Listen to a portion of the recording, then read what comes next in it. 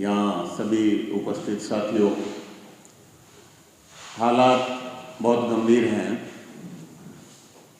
सही में एक सोचने का विषय है और मैं विजेंद्र भाई को कि इस बारे में इस बात को लेकर के प्रशंसा करता हूँ।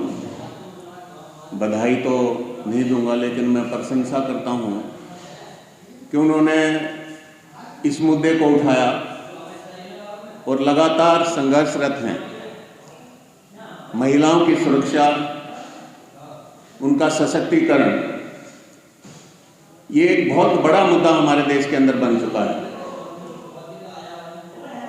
इसको किस तरह से किया जाए, इसका कोई गणित का या साइंस का फार्मूला नहीं हो सकता, क्योंकि ये एक बड़ा विषय है। लेकिन फिर भी आप लोगों की तरह मेरा भी इस बारे में विचार है। मेरा ये मानना है कि राजनीतिक व्यवस्था देश की, सामाजिक व्यवस्था में मानसिकता, ये दो बहुत महत्वपूर्ण पहलू हैं इसके अंदर। जब किसी यूनिवर्सिटी के प्रांगण में या पार्क में दो क्लासमेट, एक लड़का और लड़की बैठे होते हैं, तो कुछ लोग आकर के उनको पीटते हैं और उसी विचारधारा के लोग सत्ता में बैठे हुए बलात्कारियों को जब वो जेल से बाहर निकलते हैं तो उनको माला पहनाते हैं। आज हम उस विचारधारा के द्वारा प्रशासन हमारे ऊपर है, वो सत्ता पे बैठे हुए हैं। उनसे कोई आशा करना गलत बात होगी। चाहे वो उन्नाव कांड हो, कठुआ कांड हो, या फिर निर्भया या हैदराबाद या फिर टोहाना, परिवार के परिवार बर्बाद हो जाते हैं। महिला जब घर से बाहर निकलती है, उसके साथ क्या दरिंदगी होगी, अंदाजा नहीं लगाया जा सकता। अभी जो दिल्ली के अंदर घटना हुई है, 7-8 किलोमीटर तक वो दरिंदे उसको घसीटते रहे। उस लड़की का जो है सिर फटने के बाद जो ब्रेन है वो कहीं गिर गया। ये दरिंदगी, ये मानसिकता, ये सोच हमारे समाज के अंदर आ चुकी है, जिसका मैं मुख्य कारण एक कमजोर राजनीतिक विचारधारा, इच्छा शक्ति कमजोर, और वो विचारधारा जो हमें प्रथाएं होती थी, मंदिरों के अंदर देवदासियां रखी जाती थी, देवदासी रखी जाती थी, भेंट चढ़ती थी, और भगवान का जो रिप्रेजेंटेटिव है पुजारी, वो उसके साथ शारीरिक संबंध बनाता था। हम उस विचारधारा से संचालित हो रहे हैं। अब बाल विधवाएं, उनके आश्रम खोले जाते थे और नगर वधू की तरह से उनका प्रयोग किया जाता था। हम उसी विचारधारा की तरफ वापस जा रहे हैं। अब आते सामाजिक जो सोच है, अब जो हरियाणा के अंदर हुआ, अभी जो पहले भी कई घटनाएं हो चुकी हैं, ये बहुत शर्मनाक है, ये बहुत डरावनी और मतलब निराशाजनक है। सरेआम एक अंतर्राष्ट्रीय ख्याति प्राप्त महिला एथलीट को मंत्री जो है उसकी जांघ पे हाथ रखता है, उसके साथ शारीरिक संबंध बनाने का प्रयास करता है, और हरियाणा का मुख्यमंत्री, हरियाणा की सरकार उसके खिलाफ कोई भी कार्रवाई करने की बजाय बड़ी ही बेशर्मी के साथ, बड़े ही गैर जिम्मेदाराना तरीके से कहता है कि अनर्गल बयान देने से किसी को मंत्री पद से नहीं हटाया जा सकता। अरे आप कौन होते हो? क्या जांच हुई है? क्या जांच हुई है? आप कैसे अनर्गल कह रहे इन बयानबाजी को, इन बयानों को, उनके जो आपके ऊपर लगाए हैं? तो जब सत्ता तमाशबीन बन के रहेगी तो ये अपराध बढ़ेंगे।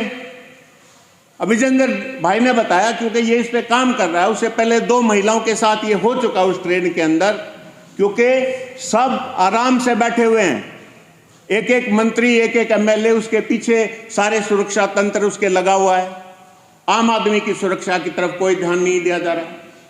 मैं अपनी बात को बहुत ज़्यादा लंबा नहीं करूँगा।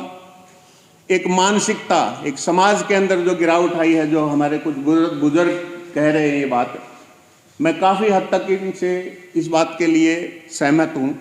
नशा आ चुका है, वो बहुत ज़्यादा प्रभावित कर रहा है हमारी माताओं बहनों की सुरक्षा को। दूसरा जो है अनएम्प्लॉयमेंट जो है, वो एक बहुत बड़ा कारण है। और उसके अलावा जो आपस में रिश्ते हैं उनमें भी गिरावट आई है। इन सब को भी हमें संभालना होगा। और मेरा ये मानना है कि महिलाओं को का अगर सही सुरक्षा और सशक्तिकरण करना है तो उनको शिक्षित किया जाए, उनको एम्प्लॉयमेंट दी जाए, वो किसी के भरोसे ना रहें। और जैसे अभी प्रोफेसर साहब ने, मैं इनका नाम भूलता हूं, उन्होंने, जी महिपाल, बहुत अच्छी बात कही। विदेशों में हमने भी देखा है, मतलब सुरक्षित हैं वहाँ पे, विचार ही अलग हैं वहाँ पे। आप उनकी, अगर आप वेशभूषा के ऊपर, हमारे बुजुर्ग कई बार कहते हैं कि वेशभूषा, 5 साल की बच्ची ने कौन सी वेशभूषा पहन रखी थी? 3 साल की बच्ची ने, 70 साल की बुढ़िया ने कौन सी वेशभूषा पहन रखी थी? ये मानसिकता है, ये एक आक्रोश है, ये हमारा जो एक सोच है जो महिलाओं के प्रति कि ये तो भोग की वस्तु है, उससे हमें बाहर निकलना होगा। नॉर्वे का उदाहरण दिया, कई ऐसे कंट्री हैं जहां पे पुलिस नहीं है, क्राइम जीरो है। नॉर्वे शायद वही कंट्री है जिसके अंदर पूरा देश नास्तिक है, मतलब कोई वहां पे किसी धर्म को नहीं मानता, सब नास्तिक हैं। और यहां पे लाखों मंदिर हैं, लाखों मस्जिद हैं, चर्च हैं, और सबसे ज्यादा असुरक्षित है हमारा देश महिलाओं के लिए। और महिलाओं नहीं भाई, हम भी असुरक्षित हैं।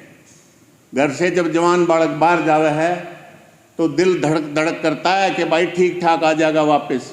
समझाते हैं भाई किते गिला झगड़ा मत करिए। सब क्रिमिनल घूम रहे हैं, सरेआम घूम रहे हैं। पुलिस रिफॉर्म्स की बहुत बड़ी जरूरत है। ये 3 काले कानून लेके आए, हम बोल रहे हैं कि पुलिस रिफॉर्म्स इतने दिनों से पेंडिंग पड़े, उनको क्यों नहीं लागू करते? क्या हुआ है चंडीगढ़ पुलिस को? हम भी सेना में अधिकारी रहे हैं। अगर चंडीगढ़ पुलिस का एक एसएचओ या डीएसपी कह दे कि नहीं ये गलत है, मैं इसके ऊपर साइन नहीं करूंगा, इसके अंदर सबूत हैं, साक्ष्य हैं, कोई मुख्यमंत्री क्या, गवर्नर क्या, प्रधानमंत्री भी उस अफसर का कुछ नहीं कर सकता। लेकिन गिरावट इतनी ज्यादा आ गई है, सारे के सारे डीजीपी बनना चाहते हैं। बहुत ज्यादा हर स्तर पे हमारे समाज के अंदर गिरावट है। तो जरूरत है एकजुट होकर के, जैसे हुड्डा साहब ने बात कही, एकजुट होकर के, इकट्ठे होके हमें इन ताकतों के खिलाफ लड़ना होगा। और भाई एक और सबसे बड़ी बात यह है, जब तक वोट की कीमत नहीं समझोगे हालात और ज्यादा खराब होंगे। जात के नाम पे वोट डालो, तुम्हारी जो दुर्गति होगी आप अंदाजा नहीं लगा सकते। आपके सारे रोजगार छीन चुके हैं, और जो अनएम्प्लॉयमेंट है, भूखमरी है, जो बेरोजगारी है, वो चरम सीमा पे है। क्योंकि हम लोग थिक स्किन्ड हैं, गेंडे जैसी खाल है हमारी। हम इन हालात में भी ये कहते हैं कि हाँ ना ठीक है मामला। तो जब तक जात के नाम पे, जब तक धर्म के नाम पे, जब तक शराब लेके, जब तक एक दूसरे का वो उस पे वोट डालोगे तो हालात और ज़्यादा खराब होंगे। मेरे तरह से आप सभी के अलग अलग विचार होंगे, मेरे भी इस बारे में ये विचार हैं। विषय बहुत लंबा है, मैंने समय भी थोड़ा सा इसमें ज़्यादा ले लिया है। मुझे सुनने के लिए आप सभी साथियों का बहुत बहुत धन्यवाद। नमस्कार। कैप्टन सर जी, मैं जो इस मुल्क में चल रहे हैं वो क्रांतिकारी है। मैथिली शरण गुप्त जी को सभी जानते ही हैं। जब उनकी लेखनी महिलाओं के लिए चली तो उन्होंने भी लिखा कि अबला तेरे जीवन की यही कहानी, आंचल में दूध आँखों में पानी। तो देखिए, लगातार इस तरीके की चीज़ें हैं, इनको हम सभी को एक विचार के साथ, एक समझ के साथ निपटने की ज़रूरत है। निर्भया कांड हम सभी ने सुना, काफ़ी बड़ी दरिंदगी जो है वो हम सभी ने मीडिया के माध्यम से, सोशल मीडिया के माध्यम से जानी समझी। और उसको लड़ाई लड़ने की जब बात आई तो संदीप भराना जैसे जो लोग हैं वो पहली पंक्ति में खड़े नजर आए और ना केवल उस लड़ाई को लड़ा बल्कि अंजाम तक लेके गए। तो वो भी हमारे बीच में पहुंचे, तो उनका भी हम स्वागत करते हैं। और ऐसे ही जागरूक और जिज्ञासु जो लोग हैं, जो लड़ने में, संघर्ष करने में पीछे हटने के लिए तैयार नहीं है, उनको हम सभी के साथ कंधे से कंधा मिला करके आगे बढ़ने की ज़रूरत है। और इस लड़ाई को हम इसी तरीके से आगे बढ़ाते रहेंगे।